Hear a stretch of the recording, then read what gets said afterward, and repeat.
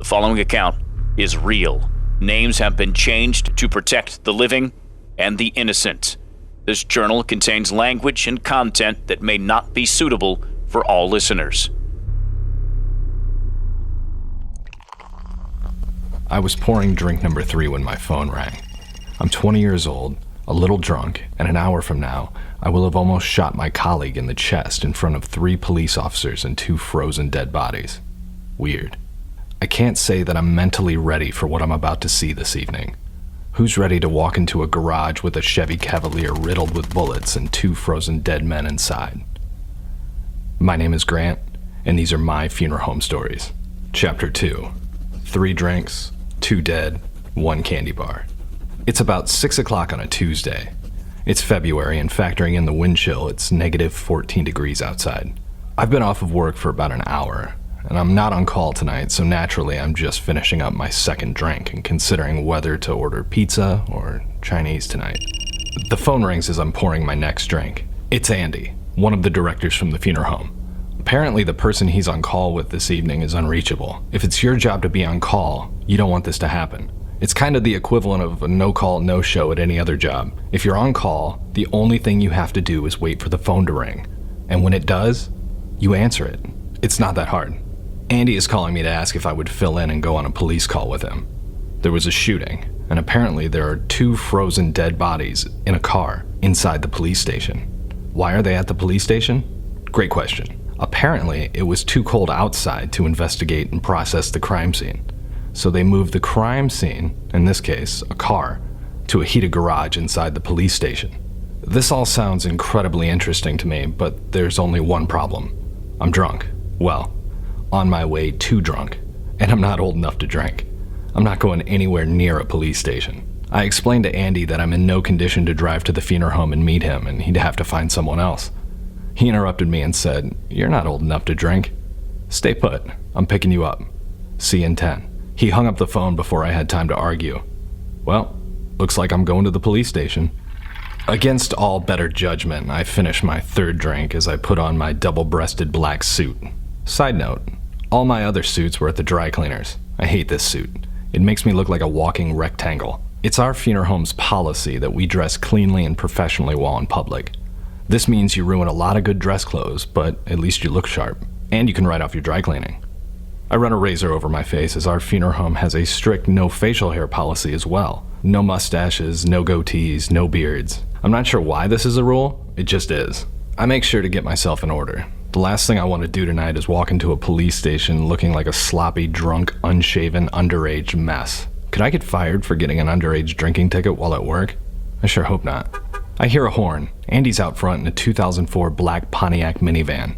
Instead of back seats, the van has a polished oak floor with rollers spaced evenly down the length of the van. These rollers were to aid in sliding caskets in and out. Tonight the van is loaded with 2 stretchers. I decide to wear a heavy wool 4-button top coat, scarf, and rubberized dress boots by Echo. All black, of course. Always spend extra money on boots. You don't want your socks wet. Although I hate this suit, I'm wearing my favorite necktie. It's navy blue, black, and white striped, and made by Ralph Lauren. Remember this tie. My favorite tie. It comes up later. On my way out the door, I stuff a handful of garlic-flavored chips in my mouth and pull a Nestle Butterfinger candy bar out of the pantry. The garlic will help cover up the 3 Jack and Cokes I just had and put a little food in my stomach. The Butterfinger, well, that's my reward. I'll eat it on the way home. I fucking love Butterfingers. And why not reward myself for what I'm about to do? I'm not even on call tonight. I deserve it. From my house to the police station, it's about 10 minutes. It's a straight shot with no traffic. Andy starts nervously giggling almost immediately when my door closes. Funeral directors are generally interesting people, but our pal Andy, he's a real card. I'm going to tell you a few things about Andy and hopefully not sound too judgmental in the process. Andy had a gastric bypass surgery 3 years ago and has lost about 150 pounds. I don't think he's gone clothes shopping since his weight loss. All of his suits look like they're about 5 sizes too big. His skin is loose around his jawline, giving him a permanent droopy dog expression. It's weird seeing someone whose clothes and skin don't fit their body. He's a nervous guy. He's always afraid of getting in trouble, but somehow he's blindly confident. That's it for the positives. Andy talks the most deliberate and malicious shit about everyone in the office. It's pathological at this point. I'm not sure he's even aware of it. You really have to watch what you say around this guy. I mean, if you don't want it repeated or used against you, don't say it around Andy. Andy's jumped from funeral home to funeral home around the country, settling just long enough to fuck things up and make a quick exit. He was a creep, and we found out a few years later that he was stealing from one of our funeral homes. He had his moments, but for the most part, I didn't want anything to do with this guy, especially after drinking almost half of my $36 bottle of Gentleman Jack. Actually, I'm probably just drunk enough to enjoy his company. We turn onto Roosevelt. The police station is on our right. Andy has managed to keep the van under control, even with the several inches of black ice and snow covering the roads. Andy tells me that we're to call a number when we're outside the police station parking garage. An officer will open the giant chain gate and let us in. The car with the bodies is in a separate heated garage inside the structure. Okay, it's settling in now. I'm kinda hammered. Last time I checked, I'm still not old enough to drink. I'm walking into a police station. My plan is to keep my head down and stay as far out of breath-smelling distance as possible. I'm so happy I decided to eat those chips before I left. I can still taste the garlic. Garlic breath is better than booze breath. I'm fairly certain they won't lock me up for having bad breath. Andy calls the number. The gate opens and we drive down a pretty drastic slope and enter the garage filled with a fleet of police cars. There must have been 40 decked-out Chevy Impalas. We pull forward. An officer signals us to stop at a plain gray door on our right. Andy had brought 2 stretchers. One standard, one oversized. We get out of the van and unload them. The officer tells us to follow him. We walk down 3 different beige hallways. No windows, just cinder block. I realize that I've completely lost my bearings when we come to the end of the hallway with another gray door. I feel a combination of claustrophobia and vertigo hit me all at once. Or maybe that was drink number 3. The officer opens the big gray door and Andrew and I wheel our stretchers into a 20 by 20 garage lit by the brightest fluorescent lights I've ever experienced. Welcome to the crime lab garage. Immediately I'm almost knocked to the floor by a smell that burns my nasal cavities. It wasn't the smell of rotting flesh or piss or shit. I've smelled all those things before. This was new. This was so unique. I'd smelled it before at the funeral home, but where? It was like a chemical smell. Ammonia. That's it. It smelled like someone had taken 2 or 3 large bottles of ammonia and just poured them all over the room. I look at Andy as we park the stretchers. We make eye contact and I point at my nose while simultaneously making a confused face. "What the fuck is that?" I whisper. Andy pulls 2 pair of blue heavy-duty surgical gloves out of the front pocket of his stretcher, hands me a pair, and then proceeds to blow my mind. He tells me that the strong ammonia odor is coming from the blood. Apparently when someone dies suddenly, all the blood cells in the body make one last screaming effort to stay alive and dump a ton of waste into the bloodstream. The waste is what gives the blood a strong scent of ammonia. You know when someone says they can smell blood in a movie or TV show? I think this is what they're talking about. Now that I have my gloves on and have adjusted to the smell, I take off my overcoat and suit jacket and tuck my tie between 2 buttons on my white dress shirt. This is simply precautionary. There is nothing worse than dipping your tie into something gross. It's almost always uncleanable. It's at this moment I'm able to take in the scene. Perhaps it's the alcohol, but something feels off. Under rows and rows of fluorescent lights sits a maroon Chevy Cavalier with all 4 doors and trunk wide open. There are 2 men in the back seat. The hood appears to have some stray bullet holes, but it seems that most of the shots were through the windshield, windows, and door panels. The windshield is barely able to hold itself up. The lights are reflecting too much off the shattered windshield to make out any clear details about the men from my current vantage point. Andy and I walk around the car to figure out our plan of attack. He flips open a black vinyl body bag, unzips it, and places it on the ground next to the car. Andy tells me his plan. If they're that frozen in a seated position, we won't be able to move them that easily, so we'll wiggle them out, lay them on the body bag, and zip it up around them. This sounds good to me. We move in.